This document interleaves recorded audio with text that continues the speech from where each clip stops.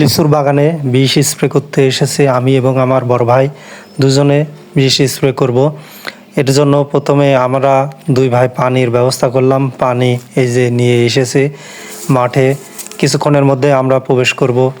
বড় ভাই মেশিন নিয়ে এগিয়ে যাচ্ছে, আমি পর্যায়ক্রমে একটি একটি করে বালতি পানি নিয়ে এগিয়ে যাব। আমরা অনেকটাই এগিয়ে এসেছি, আমাদের জমির পাশেই চলে এসেছি। কিছুক্ষণের মধ্যে আমরা চলে আসলাম বিষের সেই বালতি নিয়ে।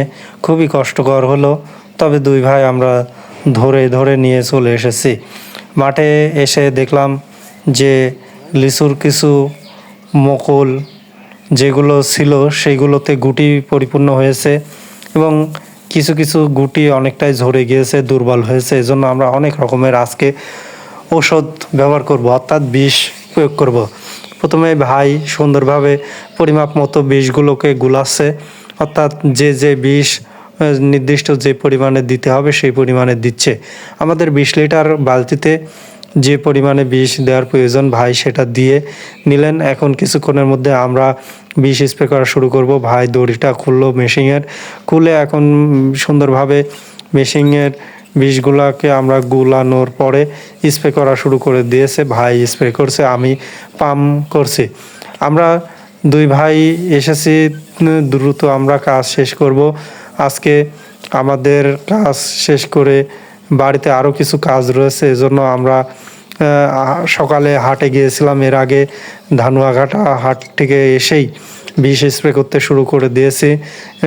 এদিকে আমরা যে স্প্রে করছি, আজকে আবহাওয়া কিছুটা ঠান্ডা, এজন্য আমরা এই টাইমে বিষ স্প্রে করতে পারছি।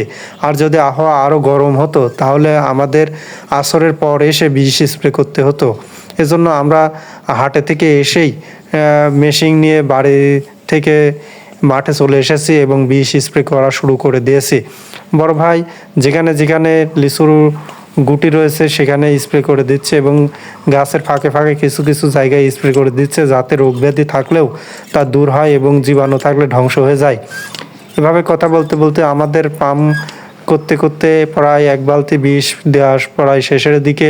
এরপর যেগুলো বিষ দেওয়া হয়েছে সেগুলোর এই যে মুকুলগুলোকে দেখতে খুবই সুন্দর লাগছে। এই যে এই মুকুলগুলোতে বিষ স্প্রে করা হয়ে গেছে, এগুলো গুটি পরিপূর্ণ হয়েছে। এই যে লিচুর কিছু গুটি দেখা যাচ্ছে, এগুলাই পরিপূর্ণ লিচুতে রূপান্তরিত হবে সময়ের ব্যবধানে এবং যত্নের পরিচর্যার মাধ্যমে।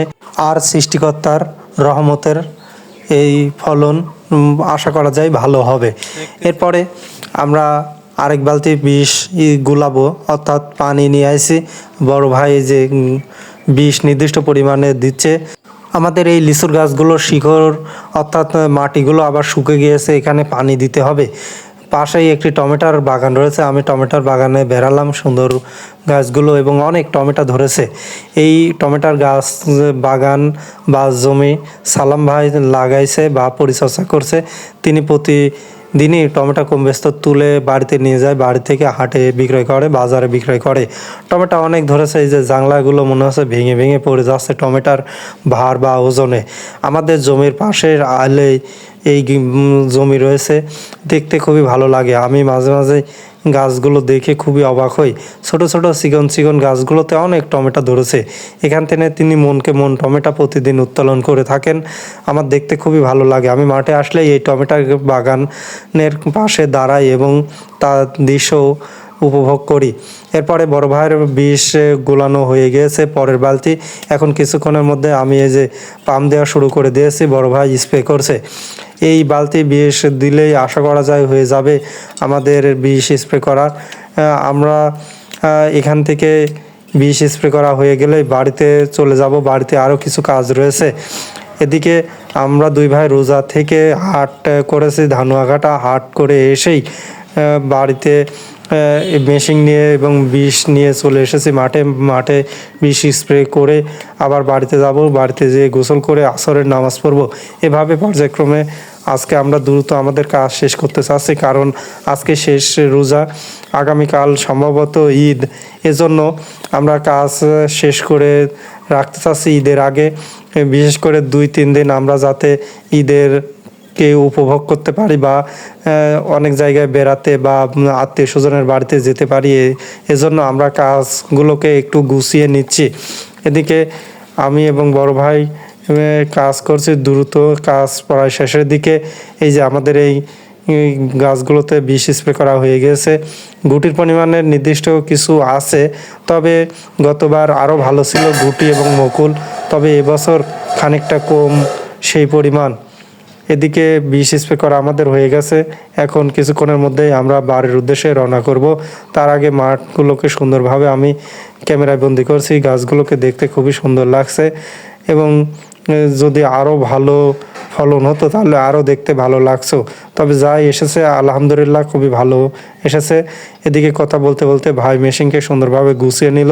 এখন আমরা বাড়ির উদ্দেশ্যে রওনা করব। ভাই আগে আগে মেশিন নিয়ে এগিয়ে যাচ্ছে। সবার সাথে এভাবেই ভিডিও শেয়ার করলাম। ভালো থাকবেন, সুস্থ থাকবেন। সবাইকে ঈদের শুভেচ্ছা, ঈদ মোবারক এই বলে আমার এই ভিডিওটি আপনাদের সাথে শেয়ার করলাম। সবাই ভালো থাকবেন।